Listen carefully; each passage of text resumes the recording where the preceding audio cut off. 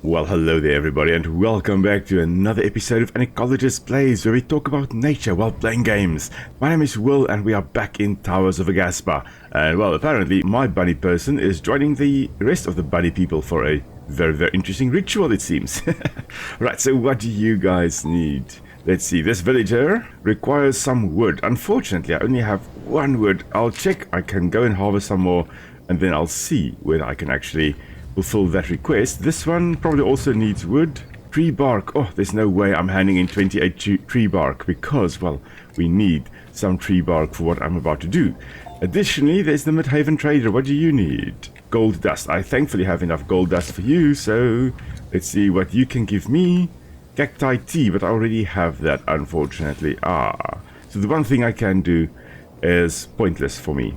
Anyway, what we are going to do now is make some new armor. And for that, well, I've got to take a bunch of stuff over to Midhaven, to the tailor. Now let's see here. I need 10 resin, 3 tree bark.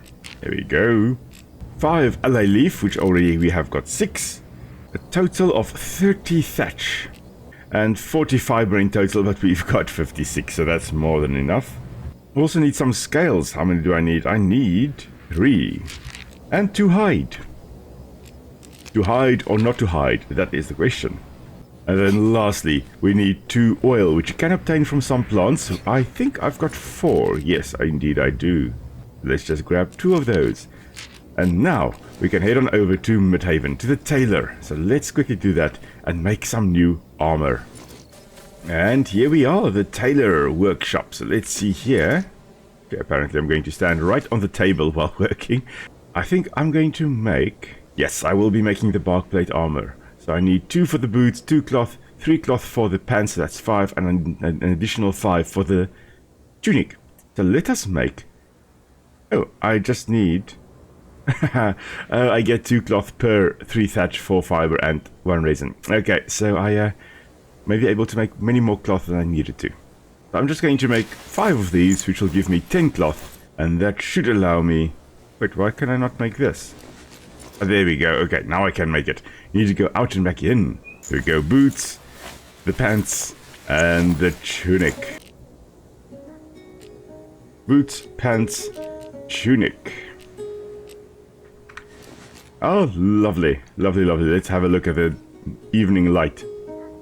Nice. Kind of looks like some kind of bone armor there, but yeah, that is brilliant. Very colorful pants as well. Now it is almost nighttime again, which kind of isn't great. So I believe I'll be heading back to my town again, just so I can come and harvest some wood over here, and also craft some new tools. Now this earlobe requires roots, and well, I've got a lot of root to give to this poor little hairlobe to repair the broken bones, apparently. There we go, off you go, little hairlobe. Come on. So something nice introduced with the last patch is that you don't have to keep on clicking your button to actually harvest a resource. You can just hold in, E in this case, and it will harvest the resource. So it's quite nice. Additionally, like things like mining, you also don't need to click the button the whole time to mine. You can just hold in the button and it will keep on mining until you get the resource, which is marvelous. Of course, as we harvest, we're also going to be planting a bunch of new stuff so that we get more amity back. The vegetation here is not degraded as we then harvest our plants. We can just have kind of a balance restored to this part of the world. Now, before I forget, before I travel back to Midhaven, I need to go and harvest some kelp because, well, there in our tropical area, there are some animals there that love eating kelp, which I do find very strange to some extent, but also not very strange at all. Because, well, these are terrestrial animals. Why would they be eating kelp? But in South Africa, for example, we have got, in some areas at least, closer to the coast, we've got things like chakma baboons, which will be eating kelp as well. So it's not unknown for terrestrial animals to actually, when given the opportunity, eat kelp. And I mean, also, what are we if not terrestrial animals? So it makes sense that, you know, if you can, why not go for kelp? Oh wow, there's a lot more plants underwater here. This is new. Almost makes it impossible to know where everything is we need to harvest. Well, here I was thinking, okay, I can grab some seagrass very easily, but sure. The beauty of the underwater area here is making it kind of difficult to find the seagrass. Which, makes sense. It is going to be very challenging to find kelp amongst all this, or the correct kelp to harvest, the correct seagrass to harvest. There is one over here. I would like to be able to go into first-person mode, just so I can actually see exactly what is going on. Just going to catch our breath again.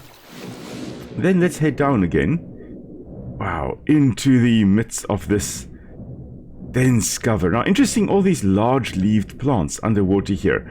Now, this does, to some extent, in deeper water, it does make sense to have large leaves because, well, as you have light coming through the water here, less and less light will be available to the animals, or plants at least, in the deeper water. So if you are a plant like whatever this underwater plant is, and you are growing in deeper water, well, large leaves will allow you to actually catch enough sunlight to photosynthesize, which is crucial because otherwise you die. You'll see the same in forests as well. Oh, hello there. Many of the plants on the forest floor, for example, will have large leaves to catch as much light as possible. And as they grow larger and closer to the canopy, they then have smaller and smaller leaves because they don't need to use as much energy to produce leaves that are capable of getting enough sunlight because, well, oh, hello, they are close to the sunlight.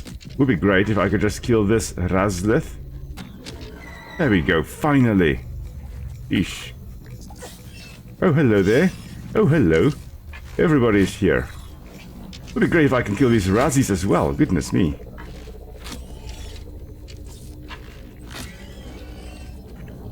Okay, everybody done now? No, here comes another one. Is this everybody? I'm hoping so. And there we go. Yay. In any case, I was talking about baboons eating kelp and, the terrestrial animals in a tropical area also then eating kelp. Kelp is a very, very important source of many minerals and vitamins, so it makes sense that a lot of animals would want to go for kelp if given the opportunity.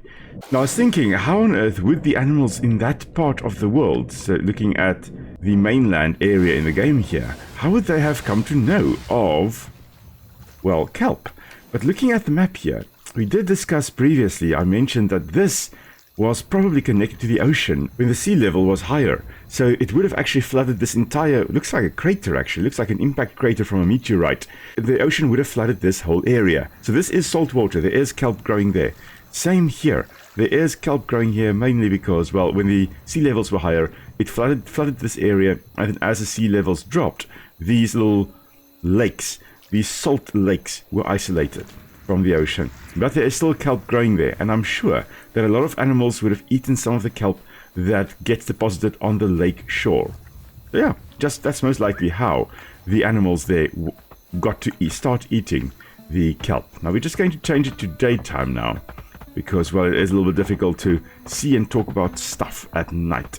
I'm pretty sure at some point, though, some animals will only be visible at night, will only come out at night, because, well, you do have nocturnal animals in real life as well, of course. But for now, I believe most or all of the animals are visible during the daytime. I'll also be taking the raro fruit with me, because, well, some of the animals there also do love eating raro fruit. So I'm going to drop this over there, feed the animals with that, use the kelp as well. And I do believe that is everything sorted, so let's head on over to the tropical area so that we can actually go and feed some of the animals there. I also need to go and pop on over to the snags, which are also waiting on the lake shore. I think let's actually try to head on over to the snags first before we head over to the tropical area. Looks like there is some kind of ruin up here that we are flying towards, but here is the family of snags. Hello there, snags. Human, good to see you. Bad news to tell. We came here meet our kin, but snags here, they become withered. Must kill them. Human good at kill. Human specialty. Please, kill withered snags for us. Much more danger to family than withered Razler. Alright, so we did previously at least see some of the withered snags that were running around in the withered area in this part of the world. So yeah, we will definitely go and try to kill some. I'm not sure how many arrows that would take, probably quite a lot. But let's also see what we have found over here. A scratched throne. Super well crafted throne, surely belonging to royalty. Look at the fingernail scratch marks on the arms of the chair. Whoever sat here must have dealt with great stress. Yeah, I'm glad. Oh wow, yeah, I can see lots of scratch marks here. I'm glad I don't have to deal with that type of stress. I would not handle that well. Huh. Cotton arch. This is a new plant for us. We get cotton. Nice. Okay. Okay, lots of clay in this part of the world as well. Okay, we are on the lake shore. It does kind of make sense.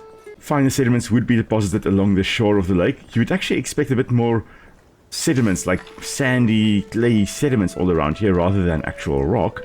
Ah, that's nitpicky. Let's have a look. This lake is... It's not completely barren, but it's moderately barren. There does appear to be a chest over there. Let's just go and open that while we are here, you know. Okay, simple oxygen potion. Oh, nice. That is going to be very useful.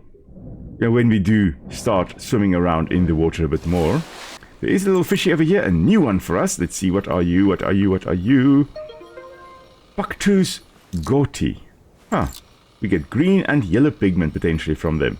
That's cool. Let's see if we can catch it. Nope. It's a little bit too far, I think. But it does mean we should be able to get it with our normal bow. Or not. There we go. Or yes. I'm not a great ecologist. I mean, I just discovered a new fish and immediately hunted it. Well, although, that being said, that is how things were done in biology for many, many centuries. And still is, to some extent. I mean, you discover something new, you need type specimens in order to describe it scientifically. You need to collect a specimen. It doesn't matter if it's the last specimen. If you want something described, well, you need to collect a type specimen. So looking at the tropical ecosystem here, you can see there we need to feed another 11 creatures in that ecosystem. And also need to plant tropical seeds within the ecosystem. Now, I think we already have got 14 of one planted, but I guess we need to plant more than 14 of one. I just don't think I've got enough kelp to actually feed everything. So what I'm going to do now is just quickly see if there is kelp growing here in this lake over here, which I do believe there would be. I mean, this is another saltwater lake.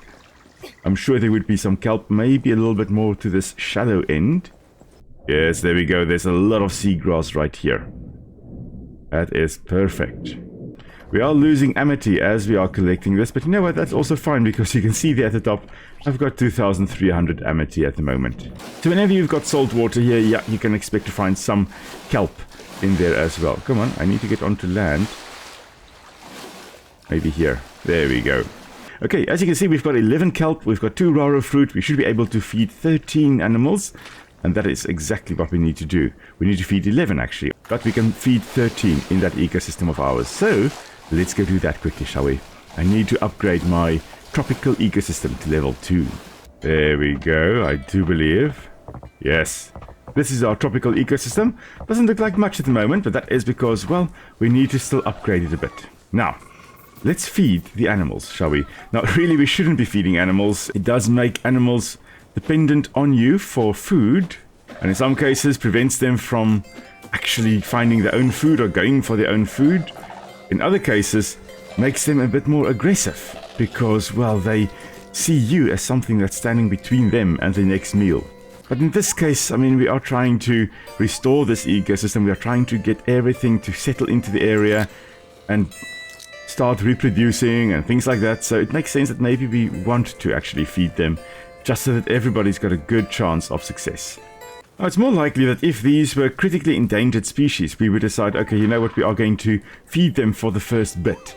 And then after a while, make sure that they are able to find their own food and then leave them alone. Ah, this is a berry tree. Interesting. What do I get from the berry tree? Probably like wood and berries, I'm assuming.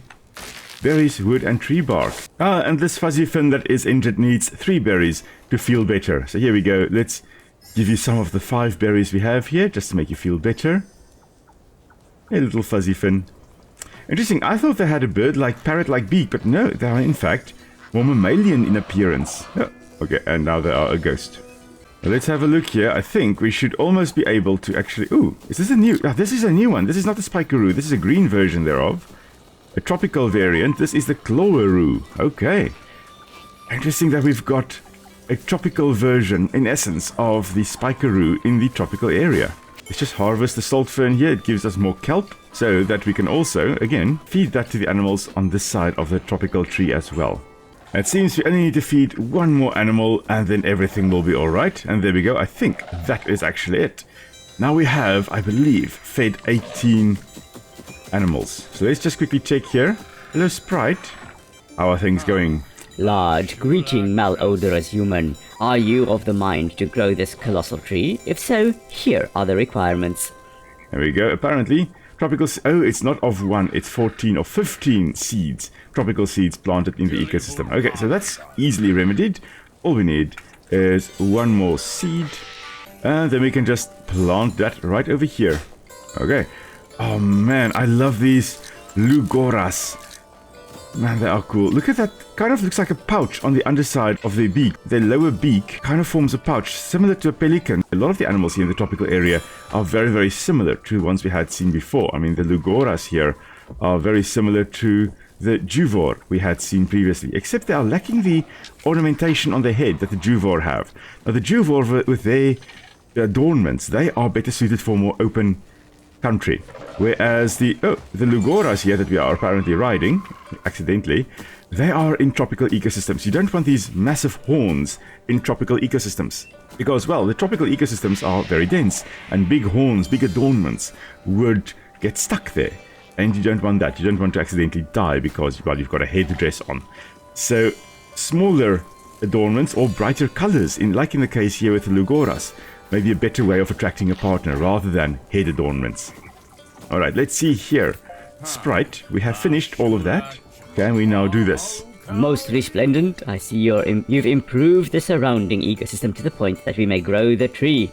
The last thing I shall need is a spot of amity and some other items, if you don't mind. Oh, we need cactus. We don't have cactus. We need cactus. Now, cactus, I know we can easily get somewhere. I know there should be cactus in the drier parts here somewhere, but I'm not 100% sure where. I know if we need to, we can get cactus on Amani Island as well. I would, however, prefer getting it from here. Now, the reason I would like to get it from here is because I believe that cactus will be used and planted to some extent to form the colossal tree, or to upgrade the colossal tree. And, well, I don't want to bring in cactus species from elsewhere.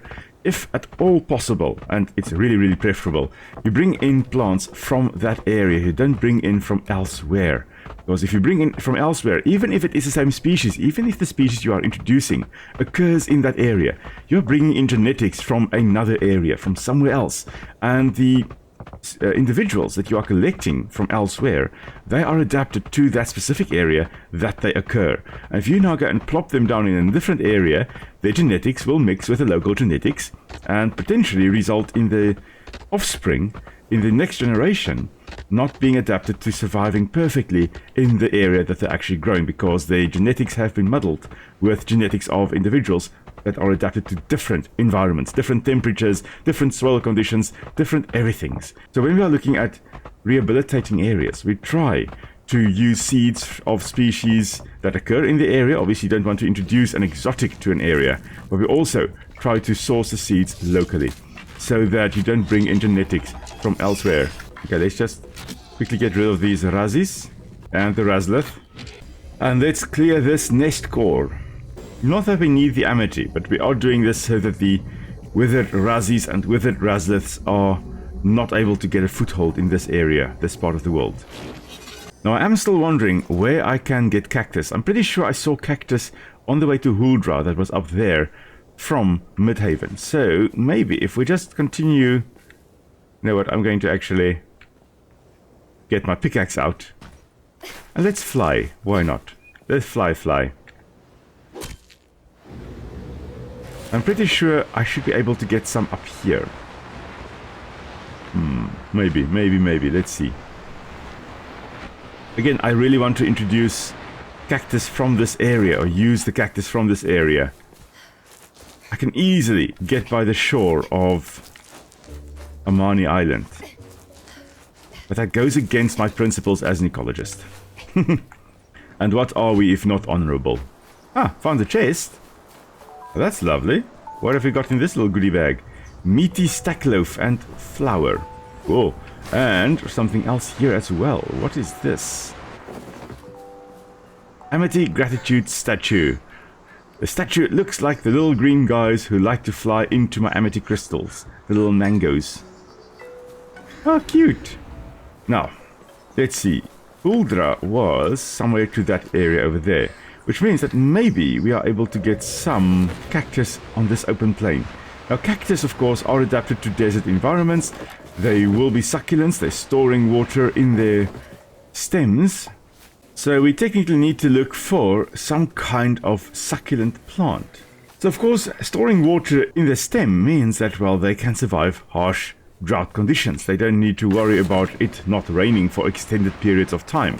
And you may think, okay, well, that's probably a good thing to then drink. You know, if you are in the desert and you are thirsty, maybe I should drink some cactus juice. Don't drink that. They don't want to be drunk and they will make you ill. You are going to vomit like it's going out of fashion, and as a result, you are going to dehydrate even more, which means that you are going to become thirstier and thirstier the more cactus you eat or drink. So don't do that. Don't think that just because you've seen people do it in movies, that it's a good idea to drink cactus juice.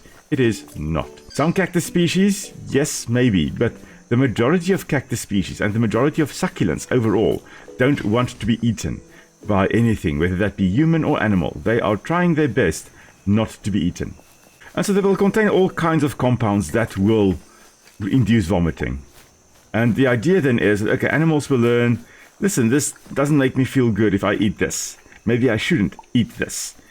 But humans, sometimes we are a stubborn species. Sometimes it takes a little bit longer for us to be persuaded not to do something. There is something else up here. I have kind of gotten lost, but this is something interesting. What is this? The withered tendrils. Some kind of tendrils with hard, leathery skin. Perhaps they had life at some point, but no more. No plant life grows near where the tendrils lie. Okay, where are we? We are here. So we are very close to where Huldra is again. But I don't think that is today's mission. I think next time we'll head on over there. I am still looking for cactus. Now, I have not been able to find cactus in the desert here. But technically there is more desert all around the mainland here. And that is the ocean, the coastline. So maybe I should have a look over there for some cactus. Maybe on that sandy beach over there I'll be able to find it. Now, of course, there should be some cactus growing along there, all along this beach here. But that still would not be ideal. Okay, I need to head in this direction. I'll see you when I'm at the beach. Or if something interesting happens in the meantime. Okay, now I'm in an area that I would potentially expect some cacti. Based on the fact that we found cacti on the beach on Amani Island. But, very interesting, look at this. All these rocks lying in the north-south position. Now this is most likely shale, or some kind of sedimentary rock. It could also be sandstone. But my money is perhaps a little bit more on shale.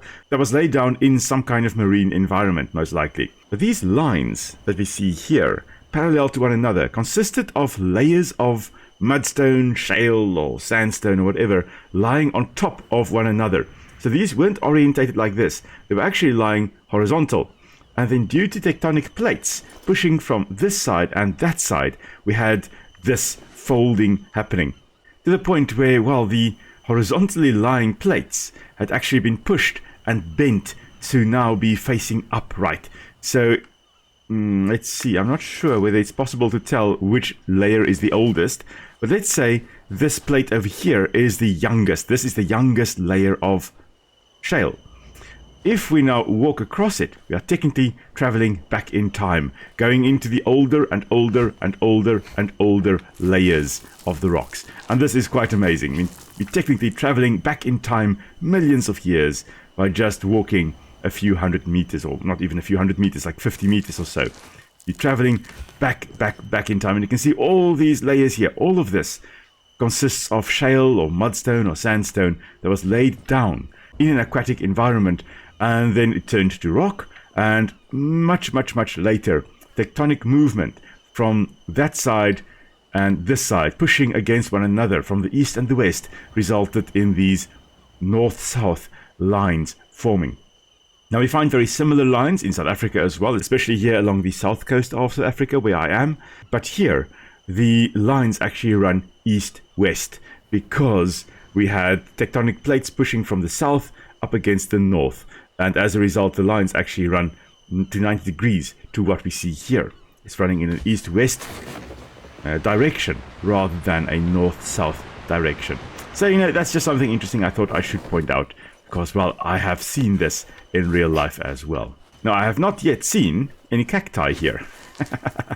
So we are still in dire need of some cacti. If we do not find cactus in this area, it means that, well, there probably isn't any cactus on the shores here. And that means we are going to have to travel back to Amani Island to get some cacti. I don't want to do that, but there could be a reason why they want us to do that. At least ecologically speaking. Maybe there were cacti here on the mainland back in the day, but they became extinct due to the withering and due to environmental change. They disappeared. And it's quite possible then that we need to reintroduce cacti into this area because, well, they fulfill a certain role in the environment. And, well, since they are gone, we need to bring them in again to fulfill that role once more. Because there's a niche that is empty and needs to be filled. So if you know where to find cactus on the mainland, please do let me know in the comments below. I would prefer finding cactus on the mainland here rather than going back to Amani Island and introducing a potentially problematic species onto the mainland here. I don't want that to happen. We did find an interesting area here. This appears to have been an old settlement that got destroyed in the withering. Interesting. But I do believe this is where we will be calling it a day, everybody. So thank you very much for joining me on our little adventure. If you've got any questions, do feel free to pop it down in the comments below. And of course, if you know where to find cactus on the mainland, please do let me know if there is any cactus on the mainland to be found. So Nick and I will be live streaming Enshrouded once more on Sunday. Now that we have defeated the dragon, we're going to explore some areas that were previously impossible to get to. So come and join us then, 6 to 9 in the evening, South African time, for a nice, relaxing stream. And until next time, everybody, stay safe. We'll see you all soon. Bye!